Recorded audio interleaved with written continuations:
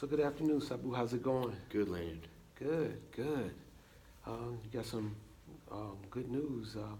Let me ask you this question. What would you like to talk about this week? Hmm.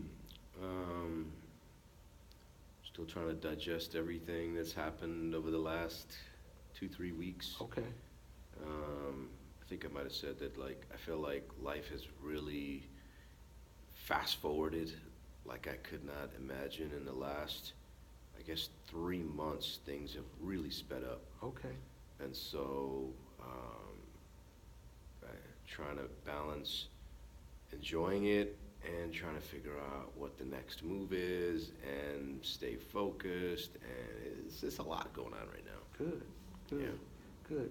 So, in all of this, I know um, you're with a new son now, Mhm. and life has changed drastically for you. Mhm.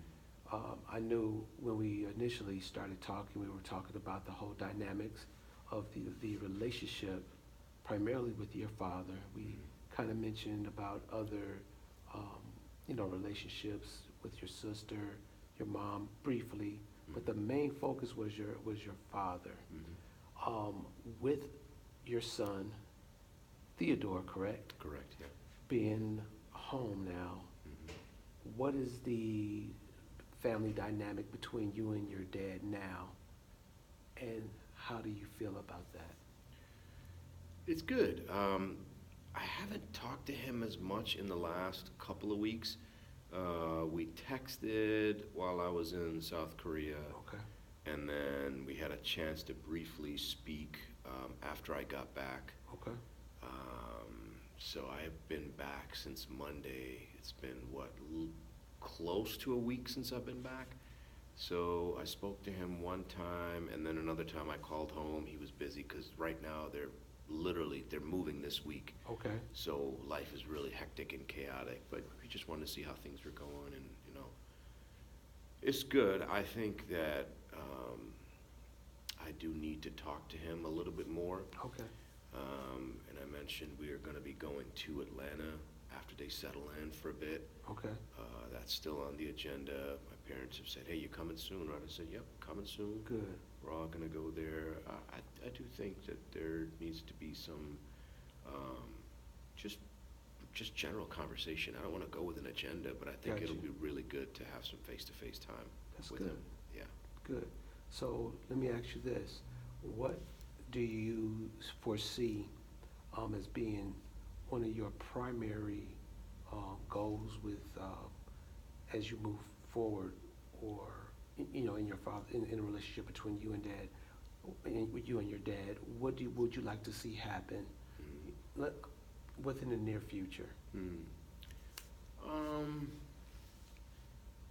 I don't have any specific expectations like, I want him to do this, that, but I think we could have better communication with one another. Okay, I do find that my dad has certain expectations from a cultural perspective. okay, I'm the only son, gotcha. and typically in the Indian culture, when you're the only son and when you're the oldest son, Mm-hmm. it just takes on another added responsibility. Okay, So there's a lot of things that I have to kind of read between the lines, or there are these cryptic messages that I have to somehow interpret, and it usually involves me trying to figure out, talking to my mom or others, and go, what the heck does this mean?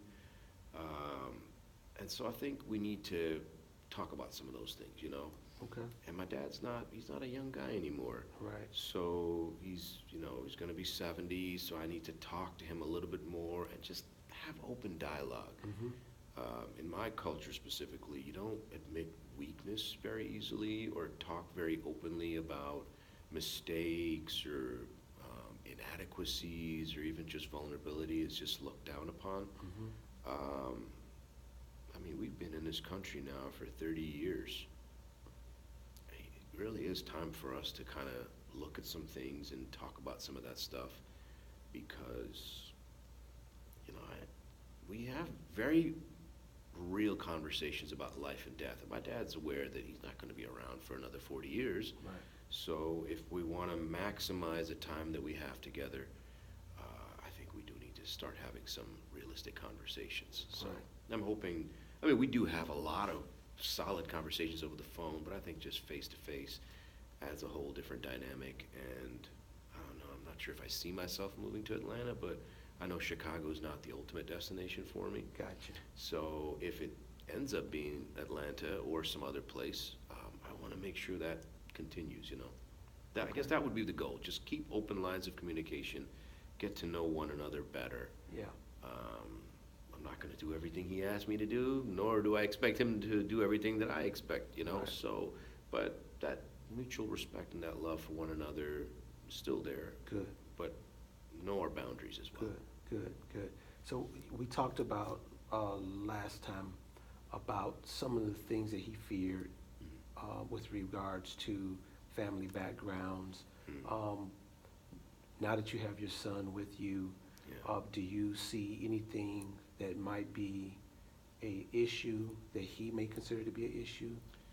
I don't know. I mean, going back to what I just said before, where he will not openly come and say it. Okay. I had to read between the lines and talk to a whole bunch of people, Mhm. and I heard him make comments about others who have adopted from other countries and stuff. That's how I kind of figured. I was like, what does he mean? So, in our culture, you won't come out and say like, hey, what you did is wrong. It'll be some sort of weird cryptic message, and you go, what the heck does that mean? You know, so I don't think he would do that to me. At least I hope not. And if he spends some time with my son like I have just in the past week alone, that kid he is just a bundle of joy. He's always happy, he's smiling, and when you spend time with him, you realize, wow, this kid has the whole world in front of him, Yes. and he does not have a care in the world, Oh, you that's know? beautiful. So That's beautiful. when you see that innocence and when you Mhm. see that you can provide a better life for a child who was in a tough situation and grew up in a tough situation, I think that'll definitely melt his heart. Well, that's good. Well, that's something to look forward to. Yeah. So, do I understand you think that by them getting closer, or him learning or getting to know him a little bit better, Yeah. or when they come in contact, that he would probably have some sort of impact on him and kind of Yeah. begin to change his heart? Yeah, I Yep. think I'm not expecting my dad to be like, oh, come here, my grandson. I don't want him to do that. Right. I want him to just spend time with him. Got you. Because even my father-in-law, who I'm staying with right now, Okay. was just like, because he saw him at the airport. So at the airport, when we showed up, a few of our friends decided to do this little surprise thing where they showed up at the airport. There was only one Korean person at the airport, Okay. okay, and the rest were all different colors, ethnicities, races, and you had to see the way my son was just like, he's happy, he's smiling, and everybody's like, this kid is happy, and just that interaction alone, people were like, and we had people crying. So I was like, why are you crying? They're like, oh my God, look at this kid, he's so happy. You know, if my dad even just spends a little time with him, I think it'll really work. It'll really Good. work. And that's all I want, Good. is interact and see that this kid, well, Theodore means God's gift. We Oh, okay. literally feel that this is a gift that God has given to us. Amen. So that's it. Amen. Well, that's good. I Yeah. think so.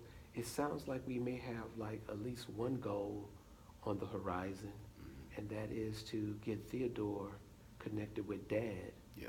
and let Theodore work his magic. Yeah, and I will tell you, my dad, he's really passionate about impacting younger generations. Yes. So he's got 2 grandkids already. Okay. And not just that, in our previous church, we had a Sunday school, and he was the one that ran the Sunday school. Okay. So I mean, a lot of the young kids looked up to my dad as like this patriarchal figure, Okay. even when they had fathers who were absent and stuff at home. So I know that is deep in his heart.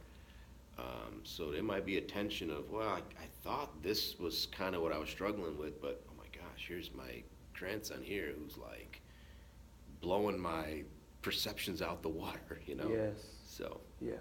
So with regards to moving forward, because I think we've made a lot of progress over these, last sessions. I think we have one more session yeah. left. And what I would like to do is really think about what would be maybe the next three things. We've already identified that we want to get your son together with your dad so that he can really work on that bonding process. With that being said, what would you think would be the next goal that you would really like to work on that we could leave with? Okay, so we talked about definitely doing the visit. Right. Definitely having my son interact with my dad. Yep. And I think a prior goal before that was really just figuring out, praying consistently for the relationship and also calling. So I would say that it has been happening Okay. pretty frequently. Good. I think the other thing is, this isn't just about me and my dad. Okay. I want my sisters involved. Good. I want my mom involved. My mom is involved. Okay. But, I think we really need to start getting to the meat and potatoes of life and engaging in those kind of conversations, Right. like I have to have a lot of those even at home with my in-laws now. Right. Father-in-law is almost 80. My mother-in-law is late 70s. Okay. So we have to have these real conversations about, you don't even know if you're going to be around tomorrow. Yes. And I feel like that's the next phase for us. Okay. And it's not a depressing thing. No. It should be a life-giving, joyful, look at what you've accomplished. Yes. Look at the legacy you're leaving Yes. of faith, of family, and fellowship, and fun, and even when you leave, you're leaving this place, but you're going to a better place. Yes. And hopefully every one of us here can see what you've done and just follow in your footsteps, and I feel like that is, for me, and for my dad, and for everyone else, really fulfilling. Right. Because I'm at this phase, where will I be 20 years from now? Right. Right? And my dad has to look back at his life and say, okay, maybe things didn't go the way I expected, Right. but hey, a lot of good has come out of this. Right. And I need to look at that. I need to show my son and other kids down the line, like, this is more than just about me or us. It's a whole thing that God wants us to do through generations, Yeah, absolutely. So it sounds like what I hear you saying is that that communication with your family has to happen Yeah. at multiple levels. Yeah. But one of the things that you want to begin to make sure that you communicate is with your dad with regards to how we move forward, how we help to take in consideration the transitional of legacy, of how we're going to move forward, with the family. Yeah. I think the other thing is, what about considering there is a different dynamic, because we consider that by your son coming from Korea, South Korea, now you have a different nationality in your family that's different from that. So Yeah. now you got a whole different legacy beginning. Yeah. Have you given that any consideration? I haven't, because I feel like maybe it's because I lived in New York and it's a melting pot of so many different. My friends have always been, even though I went to an Indian church, my friends have been every color, creed, nationality, etc. And so I've always voiced that to my dad. Okay. So even when we first had this conversation with my dad about adoption, he's like, I said, Dad, we talked about this even before we were married. Right. The adoption was always on the table for us. Gotcha. It was just an order issue, of when. And so I don't think I want to address